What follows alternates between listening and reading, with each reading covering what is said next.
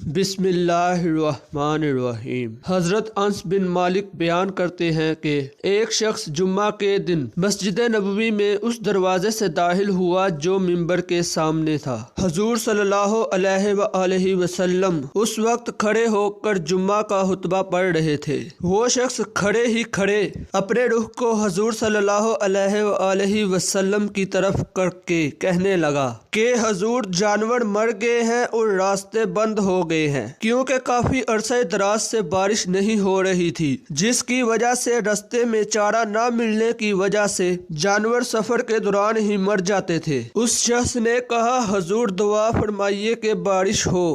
حضرت انس رضی اللہ تعالیٰ عنہ بیان کرتے ہیں کہ یہ سن کر حضور صلی اللہ علیہ وآلہ وسلم نے اپنے دونوں ہاتھوں کو اٹھایا اور فرمایا یا اللہ ہم کو پانی پلا۔ یہ کلمات آپ نے 3 دفعہ کہے۔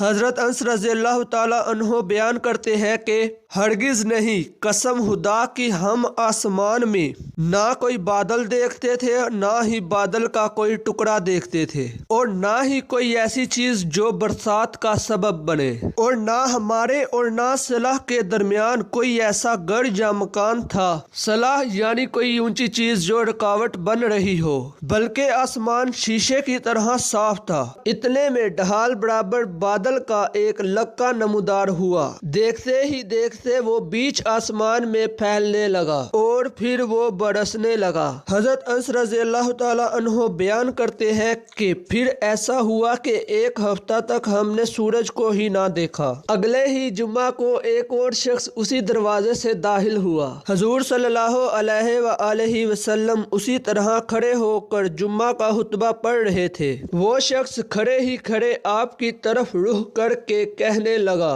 مسلسل پانی برسنے کے باعث جانور مر گئے ہیں اور راستے بند ہو گئے ہیں، تو آپ دعا فرمائیے کہ پانی تھم جائے۔ یہ سن کر حضور صلی اللہ علیہ وآلہ وسلم نے دعا فرمائی یا اللہ ہمارے ارد گرد برسا، ہم پر نہ برسا، یعنی کہ ان مقاموں پر برسا جہاں پر سبزہ اگتا ہے۔